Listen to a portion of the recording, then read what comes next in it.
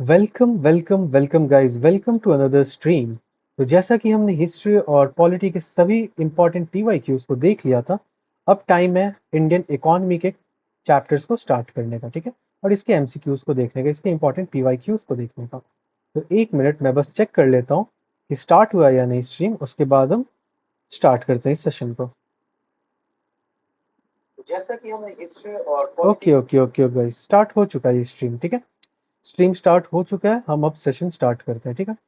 तो आज का टॉपिक बेसिकली अबाउट, हम दो चैप्टर करने वाले हैं इंडियन इकोनॉमिक्स के। सबसे पहले बेसिक्स ऑफ इंडियन इकोनॉमी, और इसके बाद आएगा हमारा नेशनल इनकम का टॉपिक, ठीक है। तो बेसिक्स ऑफ इंडियन इकोनॉमी देखते हैं। Which of the following defines which of the following best defines a mixed economy, the framework adopted by India, ठीक है। एक सेकंड, फोन साइलेंट कर लेता हूँ। अब ठीक है, ठीक। इनमें से कौन सा ऑप्शन बेस्ट डिफाइन करता है मिक्स्ड इकोनॉमी को, ठीक है। एक ऐसा फ्रेमवर्क जिसको इंडिया ने अडॉप्ट किया, यानी कि इंडिया में मिक्स्ड इकोनॉमी, और इनमें से क्या एक मिक्स्ड इकोनॉमी को डिफाइन करता है। Option A, coexistence of both public and private sectors. Option B, a system strictly controlled by government regulations. Option C, equal emphasis on agriculture and heavy industry. And option D, reliance on both domestic and foreign investment. Okay, camera lag हो रहा है क्या मेरा फिर से? Option A, एक second, camera lag हो रहा है, मैं कैमरा ऑफ करके ऑन करता हूँ, फिर इसको स्टार्ट करेंगे, ठीक है। आई डोंट नो, जब मैं विंडोज शेयर करता हूँ तो कैमरा लैग होने लगता है। जब मेरा नॉर्मल सिर्फ डिस्प्ले कैप्चर होता है तो कैमरा ऐसा नहीं बिहेव करता है। देखते हैं क्या होता है, ठीक है। वेट करता हूँ मैं, यहाँ पे चेक करता हूँ। हेलो हेलो हेलो, सही आ रहा है, हिल तो सही रहा हूँ। ओके, स्ट्रीम पे देख लो अब क्या रिएक्शन है। स्टार्ट करते हैं। आई गेस अब सही है ना? ओके, अब सही हो चुका है stream, right? Okay guys, okay okay okay okay okay, अब सही है। चलो ठीक है। तो मिक्स्ड इकोनॉमी को बेस्ट क्या डिफाइन करता है? Option A, coexistence of both public and private sectors. Option B, a system strictly controlled by government regulations. And option C, equal emphasis on agriculture and heavy industry. And option D, reliance on both domestic and foreign investment. तो इसका correct answer बहुत ही easy है, option A, coexistence of both public and private sectors, ठीक है। ये mix economy को best define करता है। The framework allowed state-owned enterprise and private businesses to operate simultaneously, balancing social welfare and market efficiency, ठीक है। तो mixed economy को बेस्ट डिफाइन क्या करता है? जहां पे पब्लिक और प्राइवेट सेक्टर्स एक साथ एग्जिस्ट करते हो, ठीक है। नेक्स्ट क्वेश्चन देखते हैं। Who among the following is widely regarded as the father of economics? इनमें से किसको फादर ऑफ इकोनॉमिक्स के नाम से जाना जाता है? Option A, Amartya Sen. Option B, Karl Marx. Option C, John Maynard Keynes. And option D, Adam Smith, ठीक है। फादर ऑफ इकोनॉमिक्स के नाम से इनमें से किसको जाना जाता है? इसका करेक्ट आंसर है option D, Adam Smith. His 1776 work, The Wealth of Nations, laid the classical foundation of free market economic theory, ठीक है। नेक्स्ट क्वेश्चन देखते हैं। Okay, in context of the Indian agricultural sector, what does disguised unemployment primarily mean? ठीक है, Indian agricultural sector के context में disguised unemployment का primarily क्या मतलब है? Option A, marginal productivity of additional labour is zero. Option B, unemployment resulting from a general economic recession. Option C, a mismatch between the skilled workers possessed and job requirements. And option D, workers moving frequently between different informal jobs, ठीक है। तो agriculture sector के context में disguised unemployment का मतलब है marginal productivity of additional labour is zero, ठीक है। एडिशनल लेबर का मार्जिनल प्रोडक्टिविटी क्या है? तो जीरो है। इसको हम डिसगाइज्ड अनएम्प्लॉयमेंट बोलते हैं, ठीक है। When more people are employed in an activity than necessary, removing some workers will not reduce the total output. Obviously, ठीक। इसका एग्जैक्ट मीनिंग क्या होगा डिसगाइज्ड अनएम्प्लॉयमेंट अगर एग्रीकल्चर सेक्टर में हम बात करें तो? जैसे कि एक काम को करने के लिए जितना रिक्वायर्ड पर्सन है उससे बहुत ज़्यादा लोग हैं। फॉर एग्जाम्पल, मुझे एक रूम को पेंट करना है जिसके लिए 4 वॉल्स है, तो 4 पेंटर्स एनफ है, ठीक है। बट अगर मैं इसके जगह 40 पेंटर्स रख लेता हूँ, ठीक है, बहुत ही ज़्यादा पेंटर्स रख लेता हूँ, तो उसमें से अगर मैं 4-5 पेंटर्स को निकाल भी दूंगा तो मेरे प्रोडक्टिविटी पे कोई फर्क नहीं पड़ेगा, ठीक है, क्योंकि जितना रिक्वायर्ड था उससे बहुत ही ज़्यादा वर्कर्स थे। समझ में आया? नेक्स्ट क्वेश्चन देखते हैं। Okay, the term Hindu rate of growth, coined by economist Professor Raj Krishna, refers to the low growth rate of which of the following? ठीक है? Okay, Hindu rate of growth, ठीक है, जिसको किसने कहा था, पॉइंट किया था, तो इकोनॉमिस्ट प्रोफेसर राज कृष्णा ने किया था, और रेफर करते हुए refers to the low grow rate of dash, ठीक है, किसके लो ग्रो रेट को हम हिंदू रेट ऑफ ग्रोथ बोलते हैं?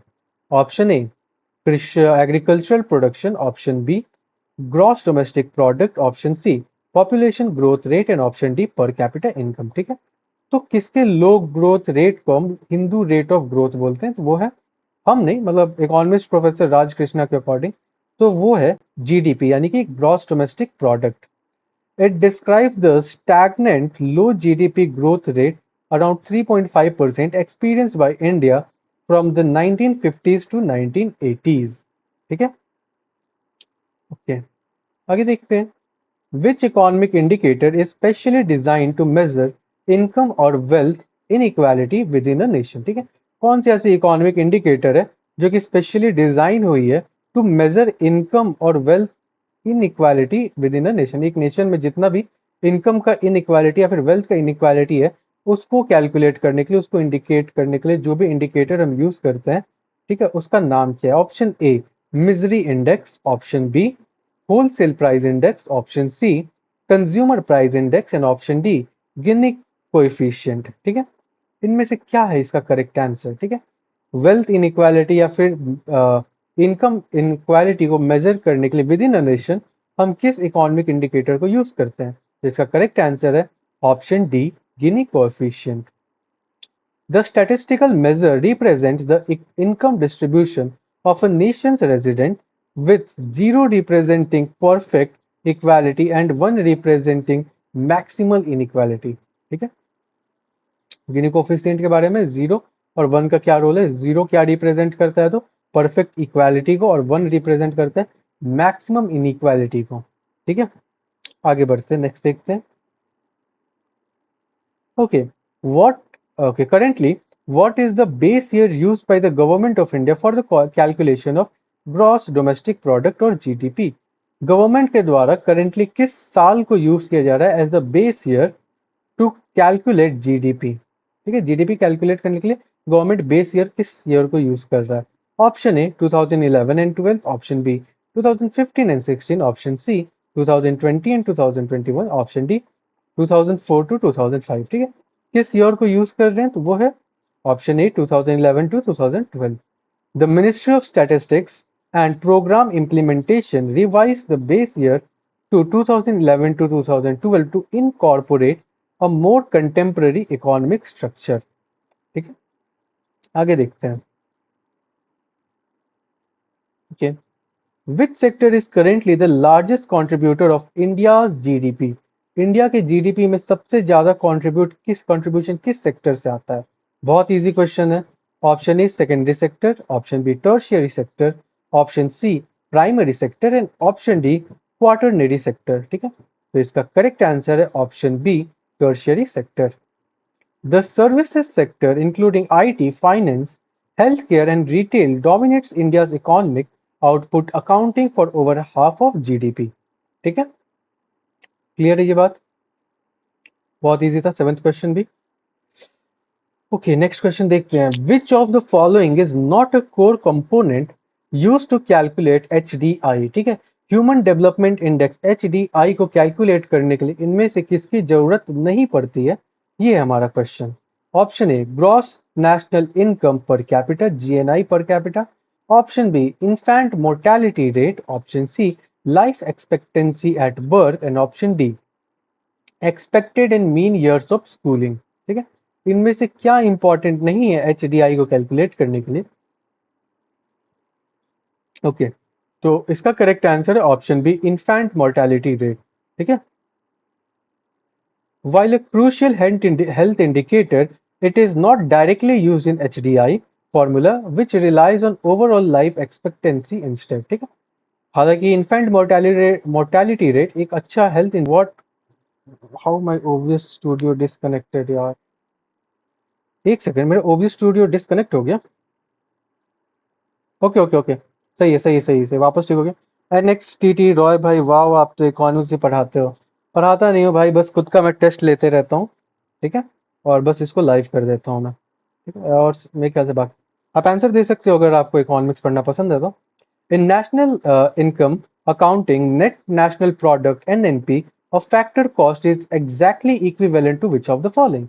ठीक है एनएनपी किसके इक्वल होता है एग्जैक्टली किसके इक्वल होता है option A disposable income option B national income option C gross domestic product and option D personal income ठीक है तो इसका करेक्ट आंसर है एनएनपी जो है हमारा वो नेशनल इनकम अकाउंटिंग में वो इक्वल होता है हमारे नेशनल इनकम के NNP at factor cost represents the total value of output produced by resident adjusted for depreciation and excluding indirect taxes, which is precise definition of national income. ठीक है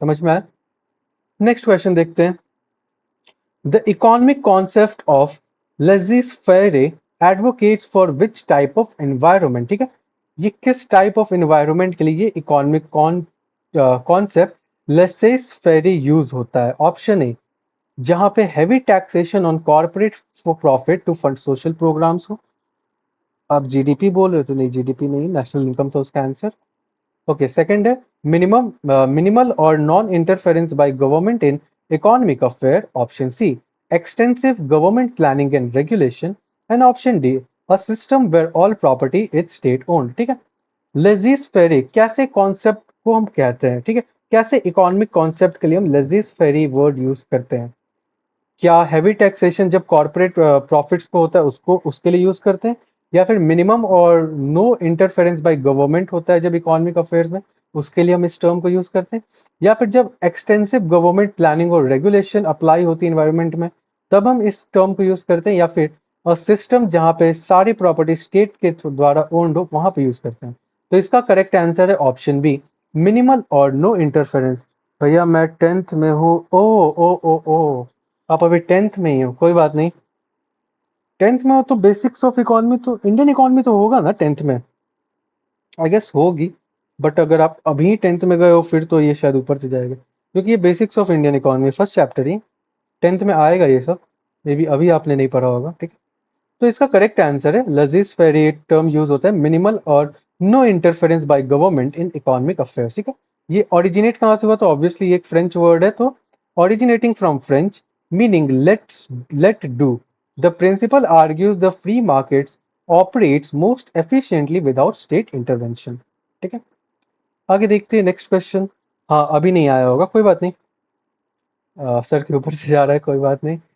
बाद में आएगा टेंथ में ही है टेंथ में तो है ही है बेसिक्स ऑफ इंडियन इकोनॉमी मिलेगा अभी टाइम है बताने में अभी तो समर वेकेशन स्टार्ट हो चुके हैं ना स्कूल में विच of the following scenarios best illustrate structural unemployment ठीक है इनमें से कौन सा सिनेरियो स्ट्रक्चरल अनएम्प्लॉयमेंट को बेस्ट डिफाइन करता है ठीक है देखते हैं चार हमारे पास चार एग्जांपल्स दिए हुए इनमें से क्या एक स्ट्रक्चरल अनएम्प्लॉयमेंट का एग्जांपल होगा option A a coal miner cannot find work because the energy industry has shifted to renewables okay पहला ऑप्शन है हमारा कि जो कोल माइनर्स हैं जो कोयले के खदान में वर्क करते हैं उनको अब जॉब नहीं मिल पा रहा है क्योंकि जो एनर्जी इंडस्ट्री है वो अब रिन्यूएबल सोर्सेज की तरफ शिफ्ट हो रही है जैसे कि सोलर प्लांट्स की तरफ तो फिर अब कोल माइनर्स को इसके कारण वर्क नहीं मिल पा रहा है क्या ये एक स्ट्रक्चरल अनएम्प्लॉयमेंट का एग्जाम्पल है second a factory worker loses his job during a nation wide recession एक फैक्ट्री वर्कर अपनी जॉब को खो देता है फैक्ट्री में काम करने वाला जो कारीगर है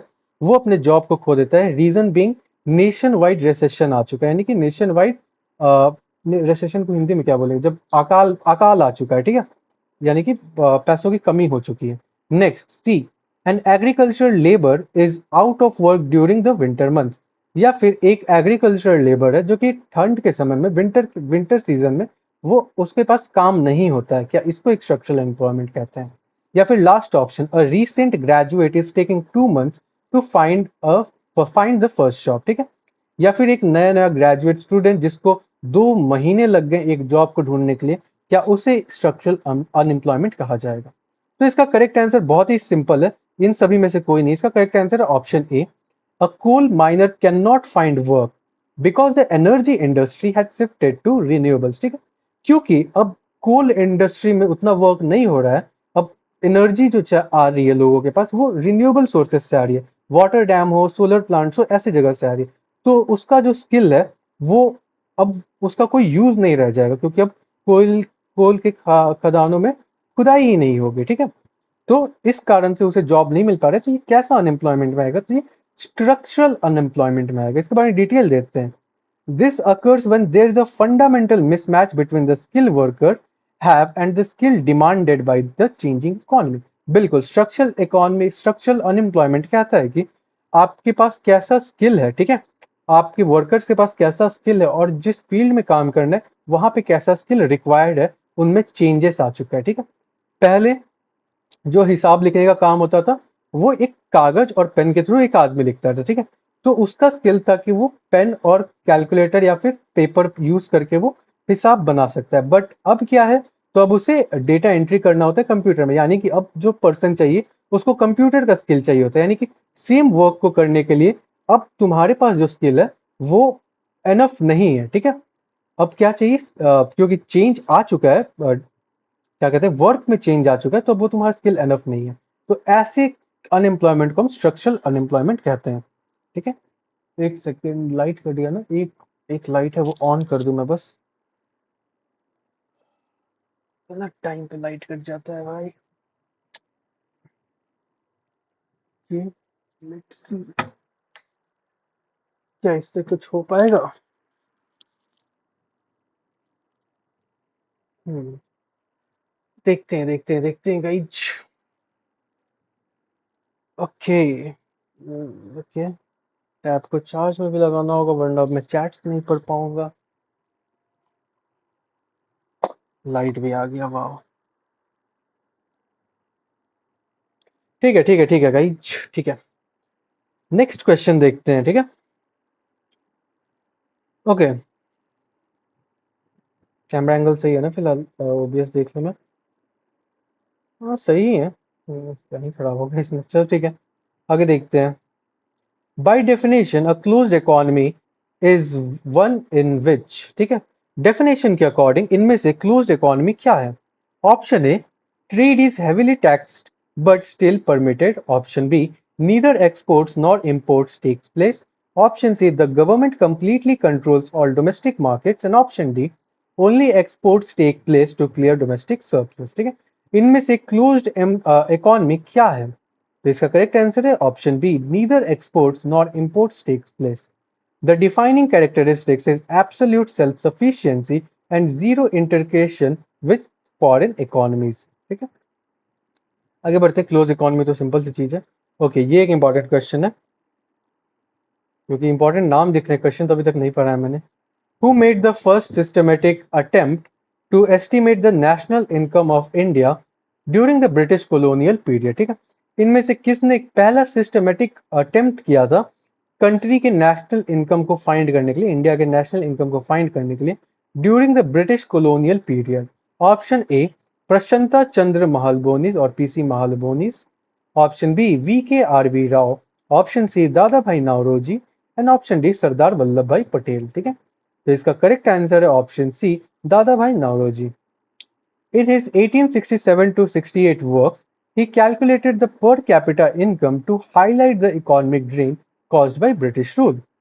सिंपल सी बात है, क्या था इसका इसका जो 1867 से 1868 का जो वर्क था उसमें इसने इन्होंने कैलकुलेट किया था पर कैपिटा इनकम। ठीक है, इन्होंने पर कैपिटा इनकम कैलकुलेट किया था, क्यों?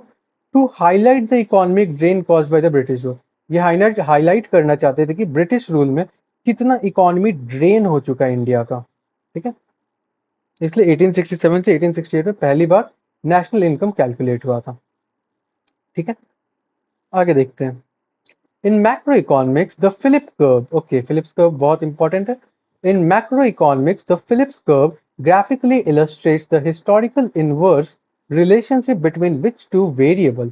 ठीक है, मैक्रो इकोनॉमिक्स में फिलिप्स कर्व जो है वो ग्राफिकली क्या इलस्ट्रेट करता है? The historical inverse relationship between किन दो वेरिएबल्स के बीच में, किन दो वेरिएबल्स के बीच में इनवर्स रिलेशनशिप दिखाता है, ठीक है? Option A money supply and interest rate, option B economic growth and income inequality, option C rate of inflation and rate of unemployment, option D tax rates and total tax revenues, ठीक है? तो इसका correct answer है option C rate of inflation and rate of unemployment. The curve suggests that as economic activity increases, unemployment drops but inflation rises due to higher demand and wages, ठीक है? क्या बताता है फिलिप्स कर्व हमें? Rate of inflation और rate of unemployment के बारे में बताता है। कैसे? The curve suggest that as economic activity increases, जैसे जैसे इकोनॉमिक एक्टिविटी बढ़ती है अनएम्प्लॉयमेंट डिक्रीजेस, अनएम्प्लॉयमेंट घटने लगता है, but inflation rises due to higher demand in wages, ठीक है? लेकिन यहाँ पे इन्फ्लेशन बढ़ने लगता है क्योंकि हायर डिमांड और वेजेस के कारण। तो फिलिप कर्व एक हिस्टोरिकल इनवर्स रिलेशनशिप है between inflation rate and unemployment rate. Next question देखते हैं guys. The The concept of rolling plan in India's economic history was introduced for which of the following period? Okay, ये तो हम जब mind maps कर रहे थे इकोनॉमिक्स का तो भी हमने देखा था कि रोलिंग प्लान का कॉन्सेप्ट कब इंट्रोड्यूस हुआ था इंडिया में, ठीक है? Option A 1978 to 1980, option B 1997 to 2002, option C 1966 to 1969 and option D 1990 to 1992। तो इसका करेक्ट आंसर जो हमें बहुत अच्छे से मालूम है, हमने कुछ दिनों पहले इकोनॉमिक्स के माइंड मैप्स में भी ये चीज देखा था। तो correct answer 1978 to 1980। Introduced by the Janata Party government, it replaced the fifth five-year plan and involved assessing and updating the plan every year. ठीक है, ये एक ईयरली प्लान के थ्रू चेंज किया गया था 5 ईयर प्लान को। वापस 2 साल बाद तो वापस से 5 ईयर प्लान आ ही गया था। Which of the following conditions accurately describe the economic phenomenon known as stagflation? ठीक है, इनमें से क्या stagflation को बेटर डिफाइन करता है? ठीक है, ये हमारा क्वेश्चन। ऑप्शन ए, ठीक है, स्टैगफ्लेशन क्या है, ये हमारा क्वेश्चन है। Low inflation and low unemployment, option B high inflation combined with stagnant economic growth and high unemployment. Next is deflation combined with stagnant economic growth. And the last one is high economic growth accompanied by hyperinflation, ठीक है? तो इसका correct answer बहुत ही easy है, stagflation के बारे में पूछ रहा है। इनमें से विच of the accurately describes the phenomenon, ठीक है?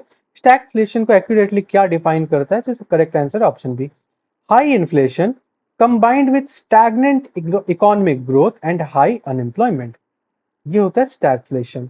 It is a rare and difficult scenario for policymakers because measures to lower inflation generally increase unemployment and vice versa, ठीक है?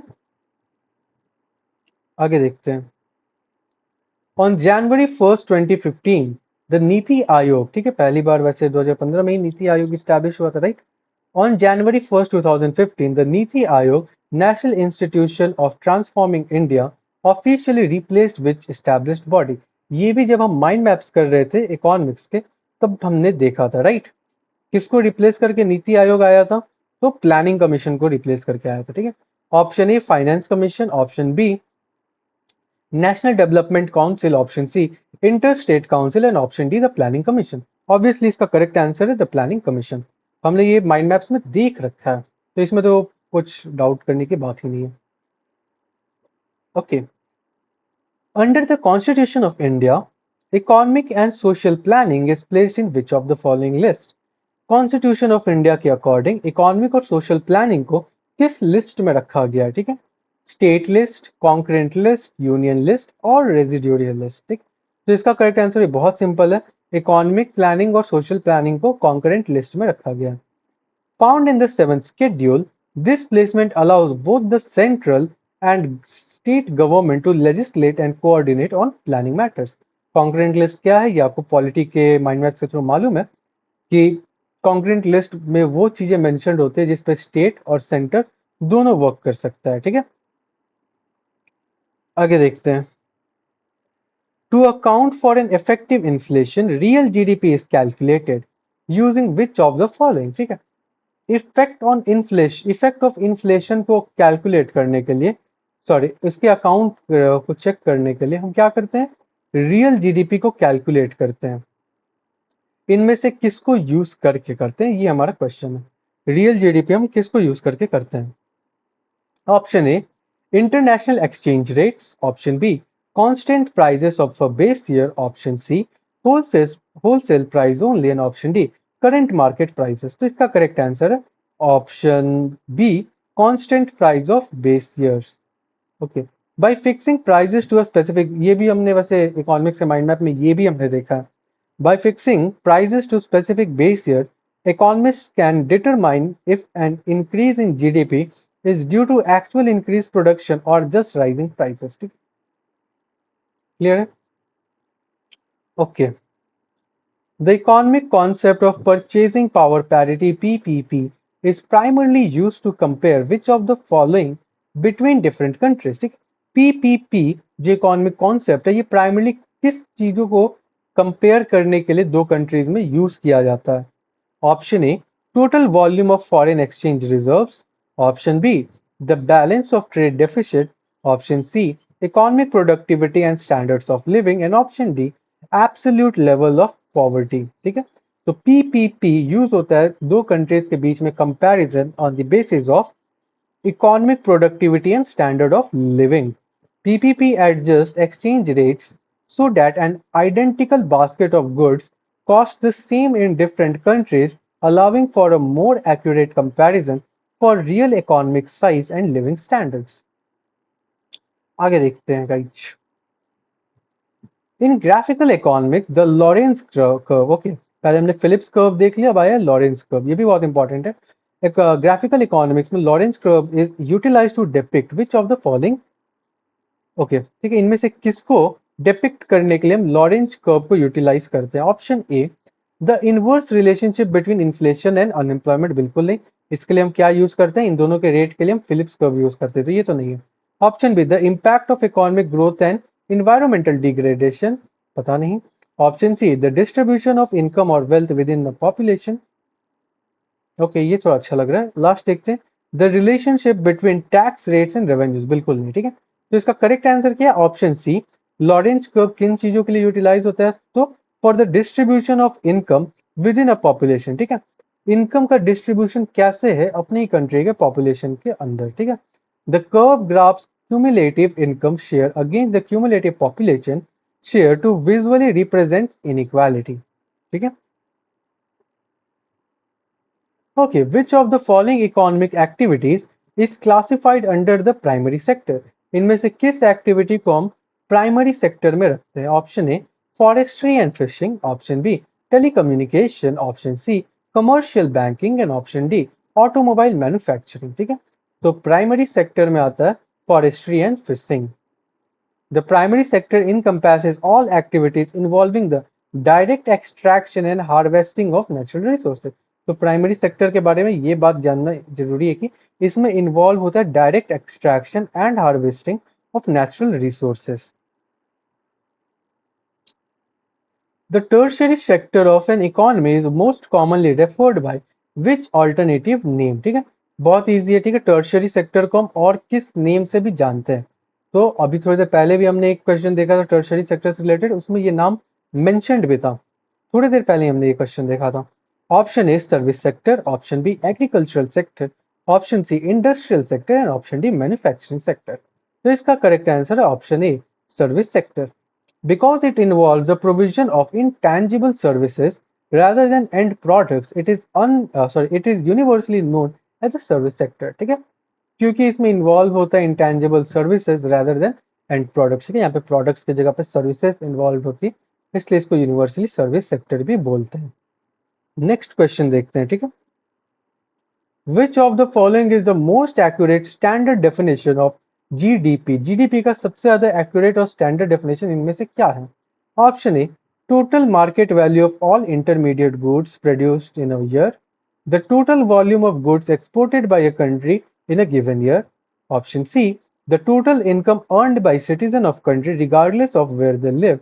Option D, the total market value of all final goods and services produced within the country's border in a specific time period. Okay. Again जब हम economics के mind map हम कर रहे थे उसमें हमने ये भी देखा था, ठीक है, सिर्फ और सिर्फ कंट्री में आने वाले जितना इनकम है, ठीक है, वो सब जीडीपी में या फिर प्रोडक्ट जो बन रहे हैं कंट्री के अंदर, वो सब जीडीपी में कैलकुलेट होता है. This definition captures all finalised economic activity occurring geographically within the nation regardless of the producer's nationality. Okay आगे देखते हैं.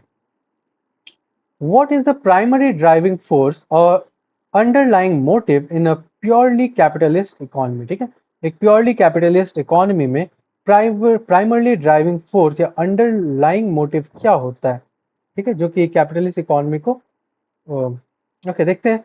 Option A social welfare and security, option B state ownership of strategic resources, option C equitable distribution of wealth, and option D profit maximization. What is primary driving force? ठीक है, primary driving force क्या है?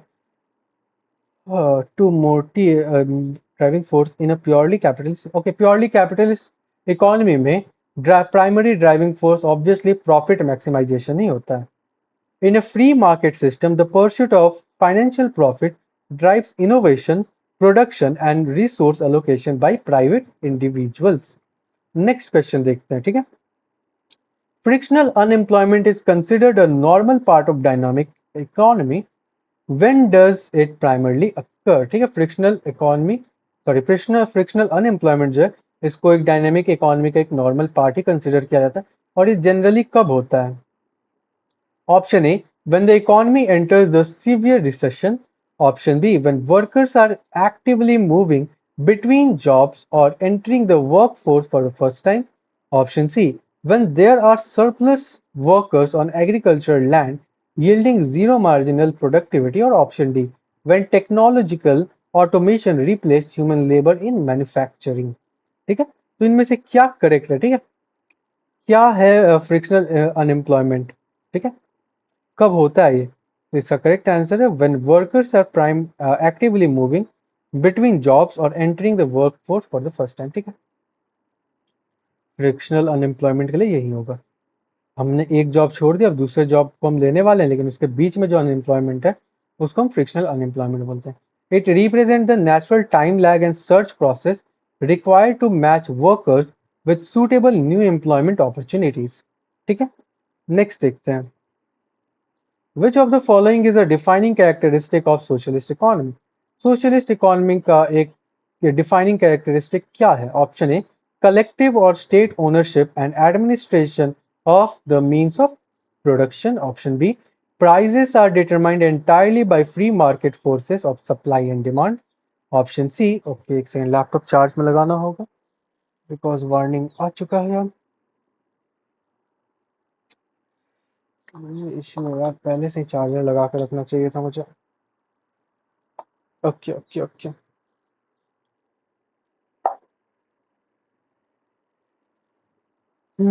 तो आज तो IPL का final है guys, क्या लगता है क्या आरसीबी जीतेगी दोबारा? है ना, जीतनी तो चाहिए. ओके, हम कहाँ पे थे? क्वेश्चन एक और बार देख लेता हूँ मैं. चार्ज हो रहा है ना लैपटॉप? ठीक है, हो रहा है. Okay, which of the okay socialist economy के कैरेक्टरिस्टिक्स हमसे पूछ रहा था, तो इसका करेक्ट आंसर है ऑप्शन ए, कलेक्टिव और state ownership and administration of the means of production. बिल्कुल, ये सोशलिस्ट इकोनॉमी का कैरेक्टरिस्टिक है. द स्टेट और community controls major industries and resources to ensure equitable distribution according to centralised planning. ठीक है, socialist वे ऐसा है डिस्ट्रीब्यूशन का. आगे देखते हैं. इन macro economics accounting, if you subtract depreciation which is capital consumption allowance from the gross national product GNP, what is the resulting metric? Okay, कह रहा है कि अगर तुम जीएनपी में से डेप्रिसिएशन को माइनस कर दोगे तो तुम्हारे पास क्या बचेगा? Option A, disposable personal income. Option B, net national product. Option C, net domestic product. And option D, gross domestic product. बहुत इजी है. ग्रॉस नेशनल प्रोडक्ट में से जब हम डेप्रिसिएशन को सब्ट्रैक्ट कर देते हैं तो हमें मिलता है net national product. Subtracting the wear and tear on capital good, which is depreciation, from the gross output GNP yields the net output. ठीक है, इजी क्वेश्चन था ये, जिसने चैप्टर पढ़ा है, जिसने माइंड मैप भी पढ़ा है, उसे भी मालूम था ना। हाउ इज अ कंट्रीज पर कैपिटा इनकम कैलकुलेटेड? एक कंट्री का पर कैपिटा इनकम कैसे कैलकुलेट होता है? बहुत इजी है, देखते हैं। Option A, by dividing national income by the total working age population. Option B, by dividing national income by total population of a country. Option C, by dividing national income by the total geographic area of the country, or option D, by dividing total tax revenue by the total number of taxpayers। तो कैसे पर capita income calculate होता है? तो इसका correct answer है bye dividing national income by the total population of country. जितना भी हमारा नेशनल इनकम आ रहा है उसे हम कंट्री के टोटल पॉपुलेशन से डिवाइड कर देते हैं, तो हमें हमारा पर कैपिटा इनकम मिल जाता है। This provides an average income per person, serving as a rough indicator of standard of living। आगे देखते हैं। What is the primary focus of macroeconomics as a field of study? ठीक है, मैक्रोइकोनॉमिक्स का field of study में क्या primary focus है? Option A, the purchasing decision of individual house. Option B, the overall performance structure and behaviour of entire economy. Option C, the production choices made by individual competing firms, and option D, the mechanism that determines the price of a single commodity। ठीक है, तो macro economics का primary focus किस field के study पे होता है? तो option B, the overall performance structure and behaviour of entire economy. हमने जब मैक्रो इकोनॉमिक्स का माइंड मैप भी किया था, उसमें भी हमने ये सब देखा था। Macro economics look at bigger picture aggregates such as national inflation, total unemployment and GDP growth। Okay, तो बेसिक्स ऑफ इकोनॉमी जो चैप्टर था हमारा, उसका हमने सभी PYQs मोस्ट इंपॉर्टेंट MCQs हमने देख लिया। अब बारी है नेक्स्ट चैप्टर का, जिसका नाम है नेशनल इनकम। ठीक, अब हम नेशनल इनकम के क्वेश्चंस को देखेंगे। Just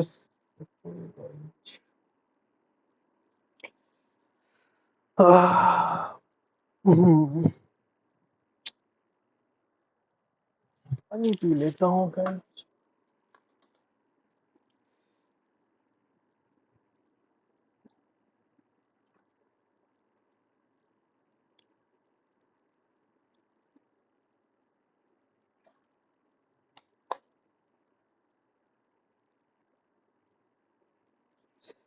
okay guys, okay guys, okay. अब है हमारा topic Indian economics national income MCQ test. ठीक है, हमने अभी अभी देखा था बेसिक्स ऑफ इंडियन इकोनॉमी या फिर बेसिक्स ऑफ इकोनॉमिक्स हमने देखा था। अब हम नेशनल इनकम चैप्टर के मोस्ट रिपीटेड MCQs देखने वाले हैं।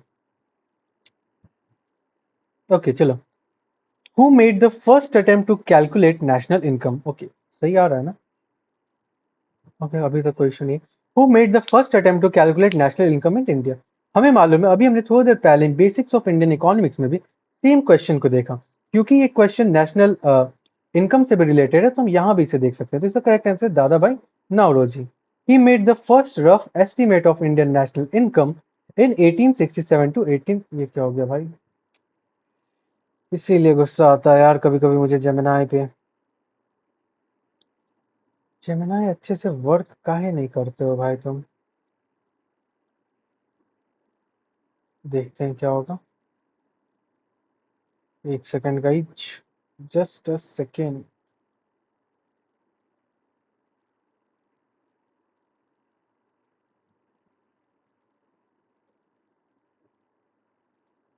ओके, इश्यू सॉल्व हो गया है। ठीक है, कभी कभी हो जाता है जेमिनाई में ऐसा। ठीक है, आगे देखते हैं। ठीक है, ये क्वेश्चन तो हमने लास्ट चैप्टर मतलब अभी लाइव सेशन में हमने जब बेसिक्स ऑफ इकोनॉमिक्स देख रहे थे, उसमें भी ये क्वेश्चन आया था। बिल्कुल, ये क्वेश्चन नेशनल इनकम से रिलेटेड है, तो हम यहाँ भी देख रहे हैं। कोई बात नहीं है, एक रिवीजन हो गया। आगे देखते हैं next question. The first scientific method to estimate national income in India was adopted by. पहला साइंटिफिक मेथड जिससे कि नेशनल इनकम इंडिया में कैलकुलेट हो सके, एस्टिमेट हो सके, वो किसके द्वारा अडॉप्ट किया गया था? Option A, professor Shirras. Option B, Dadabhai Naoroji. Option C, Amartya Sen. And option D, VKRV Rao. इसका करेक्ट आंसर है, पहला साइंटिफिक मेथड था to estimate national income in India was by VKRV Rao.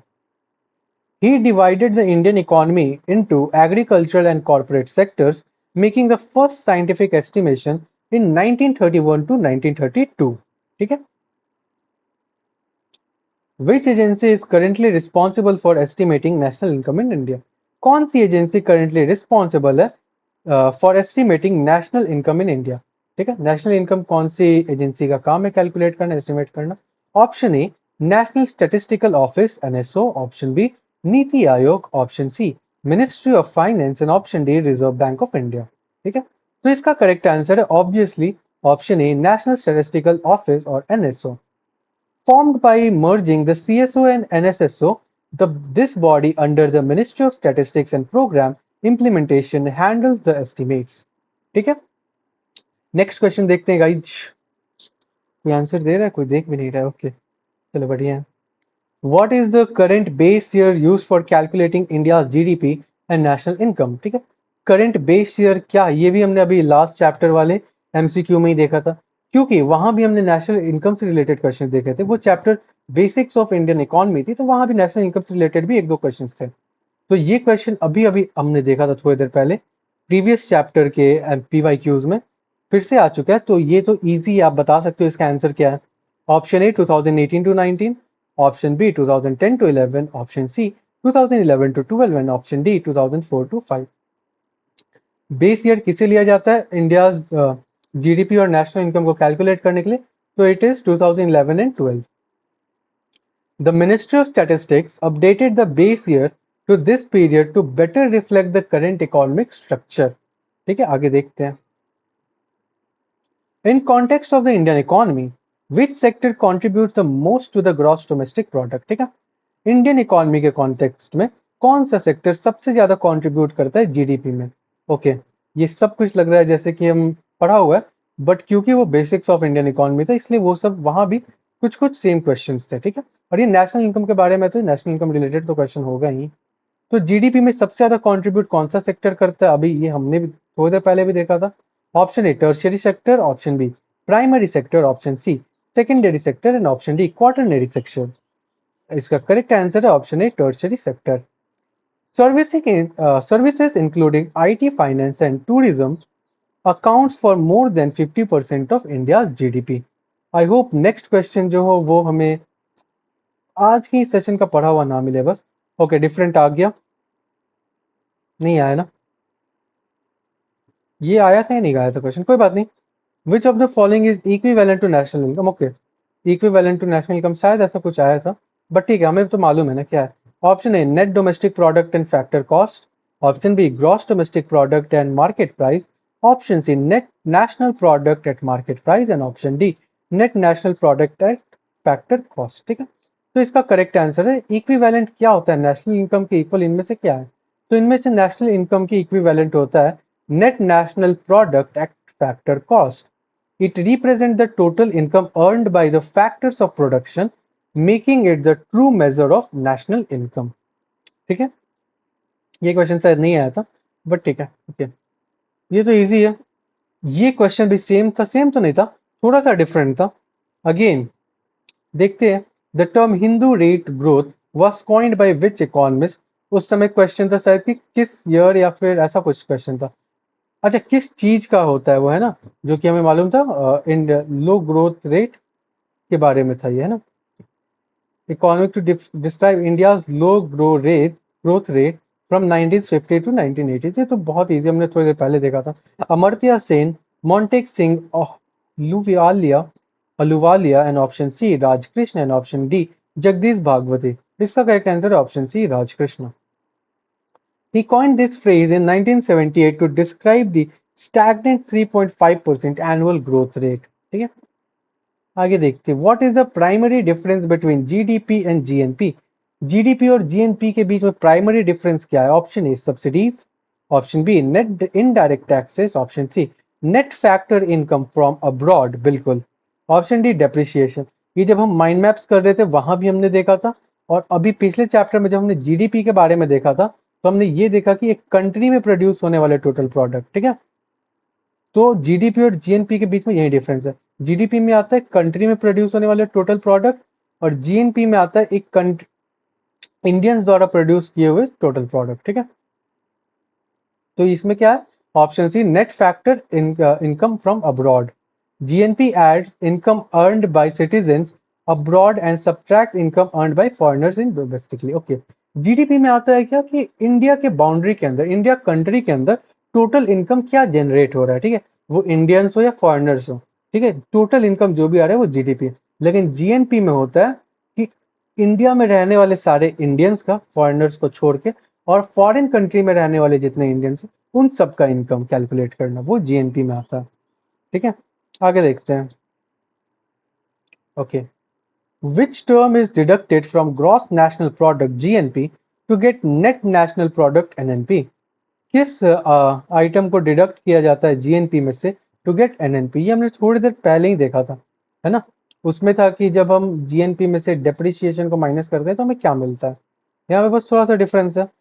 Option A indirect taxes, option B transfer payments, option C subsidies and option D depreciation. Correct answer इसका obviously depreciation है।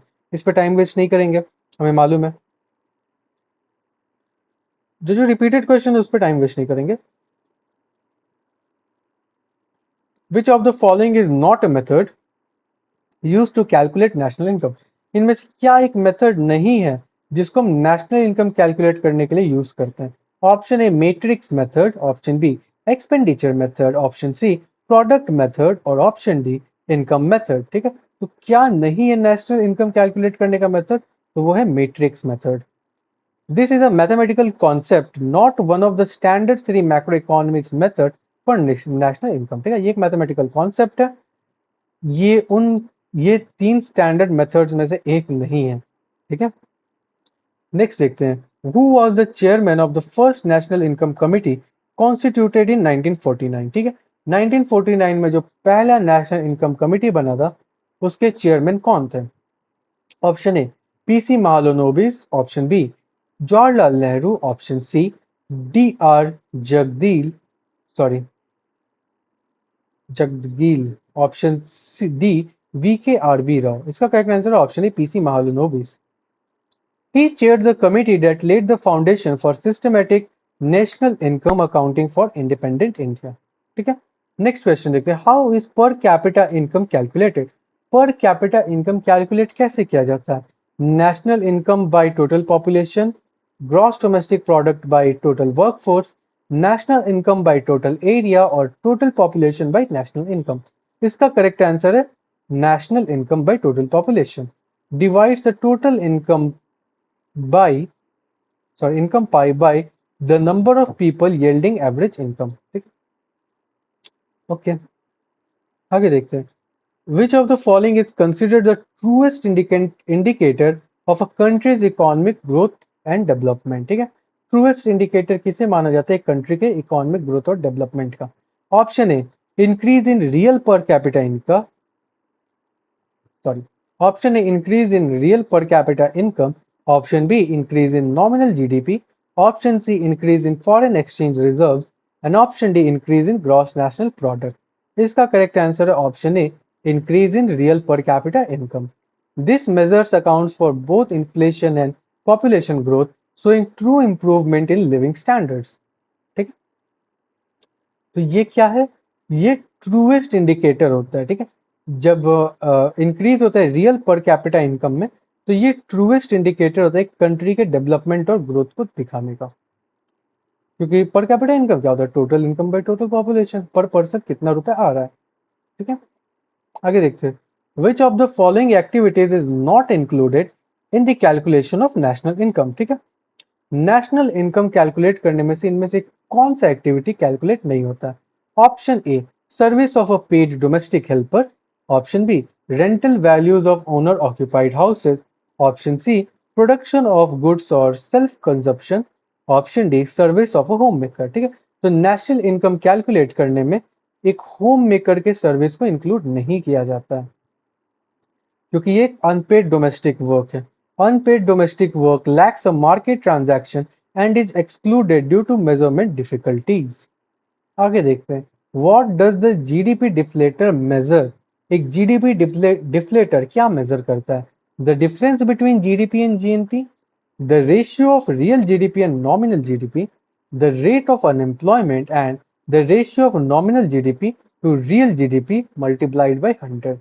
तो एक GDP deflator क्या major करता है? तो measure करता है ratio of nominal GDP and real GDP which is multiplied by 100। ठीक है, यहाँ भी था real GDP and nominal GDP का ratio, but it is ratio of nominal GDP to real GDP which is multiplied by 100। अरे अरे अरे, इसको टिक करना भूल गया मैं, ये करेक्ट होगा मेरा, पता है मुझे।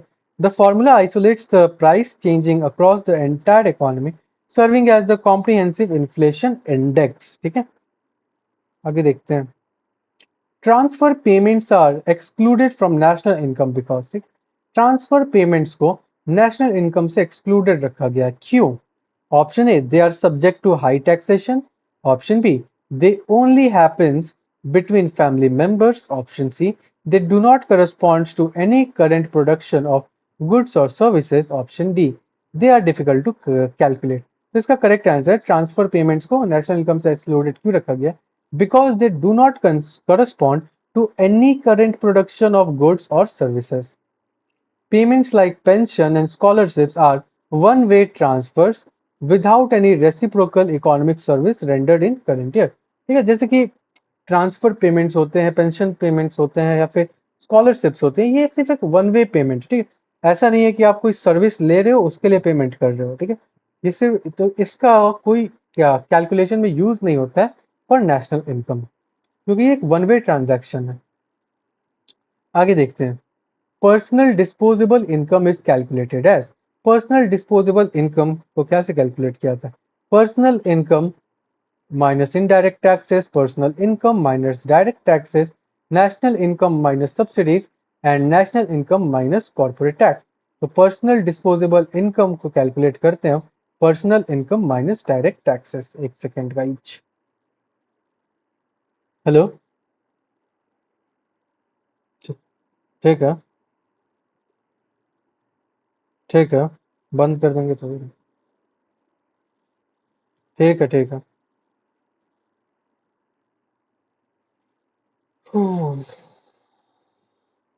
ओके, ठीक है गाइज, गेस मैंने माइक ऑफ, अच्छा माइक ऑफ नहीं किया था मैंने लगा सिर्फ ओबीएस खोल के बैठा हूँ, माइक ऑफ कर दिया हूँ। ओके, तो क्या है? This represent the actual amount of money household have available to spend और सेव। ठीक है, पर्सनल इनकम और डायरेक्ट माइनस डायरेक्ट टैक्सेस। आगे देखते हैं guys, which term describes an economy where there are no exports and imports. ठीक है, ऐसा इकोनॉमी जहां पे कोई भी एक्सपोर्ट्स और इंपोर्ट्स नहीं होता है, वो कैसे इकोनॉमी को डिस्क्राइब करता है? Option A, capitalist economy. Option B, closed economy. Option C, command economy. Option D, mixed economy. ठीक है, तो कैसे इकोनॉमी को ये शो करता है? तो इसका करेक्ट आंसर है, जहां पे कोई एक्सपोर्ट और इंपोर्ट नहीं होता है वो होता है closed economy. In a closed economy, GDP is equal to GNP because net factor income from abroad is zero।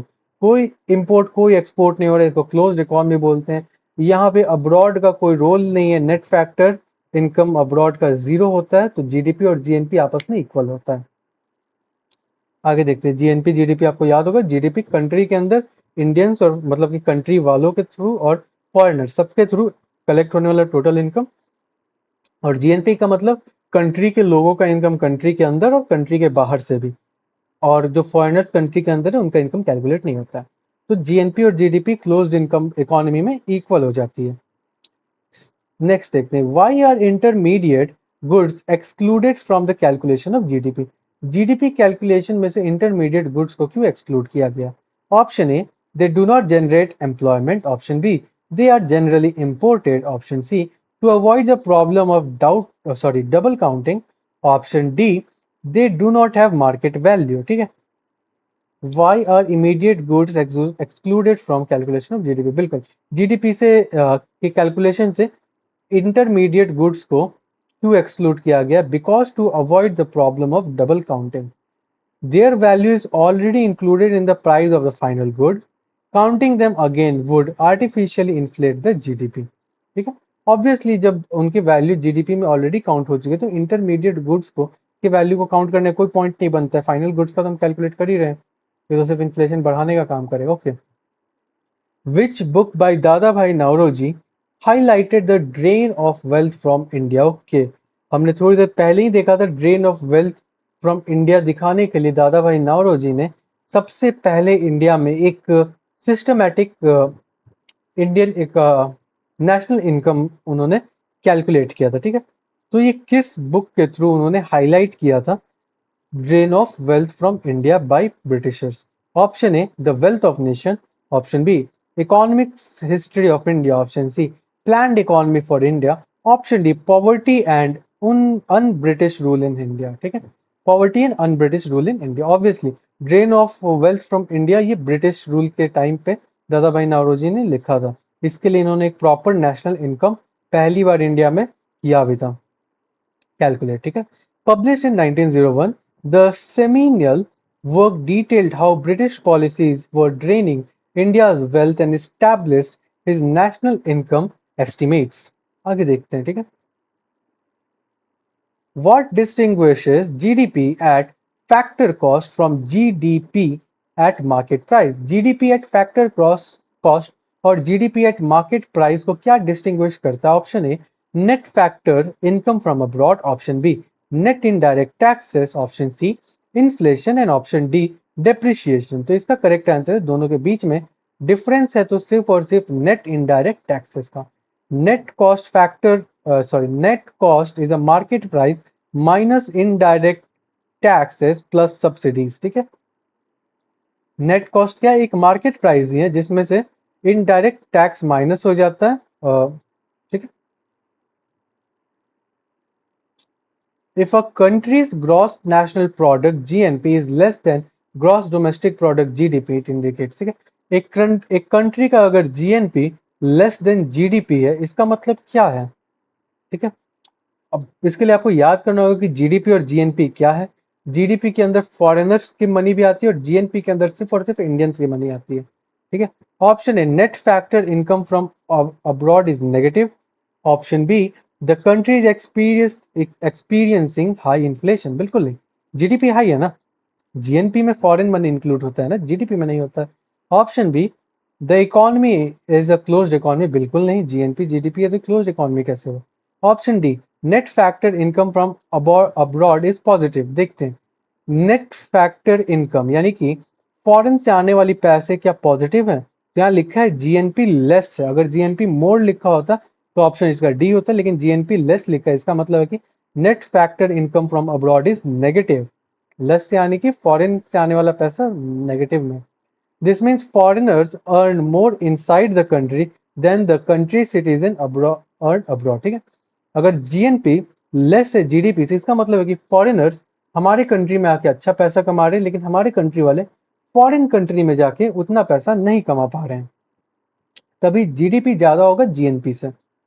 आगे देखते हैं in national income accounting the term capital consumption allowance is synonymous with dash। एक second,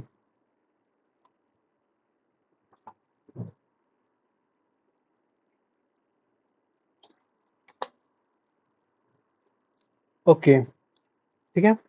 capital consumption allowance किसके साथ synonym है, ठीक है। Option A depreciation, option B subsidies, option C net indirect taxes and option D investment. इसका correct answer है option A depreciation. It reflects the amount of capital consumed or worn out during the production process over a year, ठीक है। Capital consumption allowance net national income accounting में capital consumption allowance depreciation के equal होता है या फिर उसी के जैसा होता है। नेक्स्ट क्वेश्चन देखते हैं, ये नहीं हुआ, ओके हो गया। Real GDP is calculated by evaluating current economic output using, ठीक है। रियल जीडीपी कैलकुलेट होता है by evaluating current economic output using option A international market prices, option B future projected prices, option C base year prices and option D current year prices, ठीक है। इनमें से किसको use करके real GDP calculate होता है, ठीक है। तो इसका करेक्ट आंसर है रियल जीडीपी के लिए हमें बेस ईयर प्राइसेस चाहिए होता है। Using constant base year prices removes the effect of price changes showing true volume growth, ठीक है।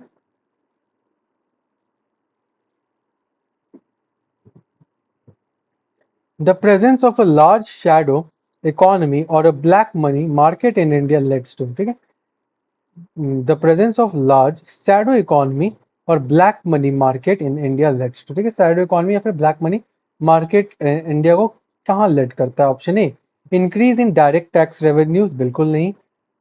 Under estimation of national income, बिल्कुल। जब कोई अपनी ब्लैक मनी छुपाएगा या फिर शैडो इकोनॉमी रखेगा तो हम नेशनल इनकम कैलकुलेट अच्छे से नहीं कर पाएंगे, तो ये अंडर एस्टिमेशन हो जाएगा।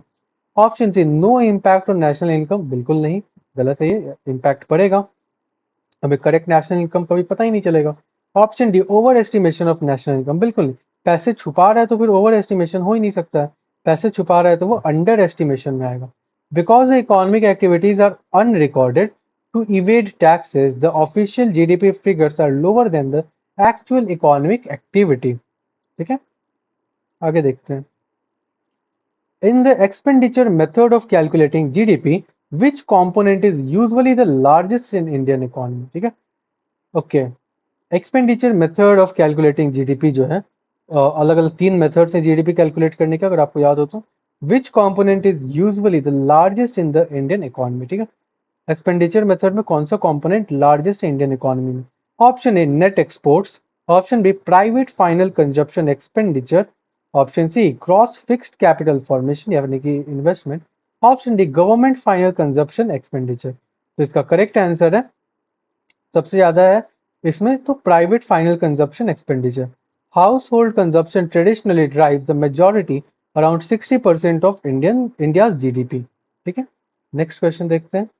What is the financial year used for national income accounting in India, ठीक है, what is the financial year used for national income accounting in India? Option A 1 October to 30 September, ठीक है, financial year यानी financial calendar, ये मालूम होगा आपको, वो कब से कब तक की टाइम को हम बोलते हैं financial year. Option B 1 July to 30 June, option C 1 April to 31 March and option D 1 January to 31 December. बहुत ईजी क्वेश्चन है, टाइम वेस्ट करने की जरूरत नहीं, 1 अप्रैल से 31 मार्च को फाइनेंशियल ईयर में कैटेगराइज करते हैं। The Indian government and the businesses use this cycle for financial and accounting purposes. Which of the following would be included in India's GDP? इनमें से किसको इंक्लूड कर देना चाहिए इंडिया के जीडीपी में? Profits of a foreign bank operating in Mumbai, okay, basically कुछ examples दिया है, इनमें से क्या इंडिया के जीडीपी में इंक्लूड होगा आपको बताना है, ठीक है। एग्जांपल बेस्ड क्वेश्चन है। एक फॉरेन बैंक से आने वाला प्रॉफिट जो कि मुंबई में ऑपरेट हो रहा है। Option B capitals gain from selling shares in stock market, option C money received from the sale of one second-hand car, option C sale of one second-hand car, option D income earned by an Indian IT professional you working in US, okay, B और C तो सीधे ही नहीं होगा। D के बारे में अगर यहाँ पे जीएनपी लिखा रहता ना तो हम डी को यूज करते, ठीक है, क्योंकि ये फॉरेन में कमा रहा है एक इंडियन पर्सन, लेकिन यहाँ पे जीडीपी लिखा है यानी कि फॉरेन कंपनी जो है वो इंडिया में आके वर्क कर रही है और इंडिया के लिए पैसे जनरेट कर रही है, तो इसका आंसर होगा GDP. Because the economic activity happens with in India geographical boundaries it counts towards India GDP, easy है। In gross value added GVA calculation, basic prices differs from market prices by excluding, okay, gross value added में यानी कि GVA calculation में basic prices जो है वो market prices से different है, कैसे, इसमें क्या excluded है? Option A production taxes, option B production subsidies, option C product taxes like GST and option D depreciation. तो बेस प्राइजेस और मार्केट प्राइजेस में डिफरेंस होता है तो जीएसटी का होता है।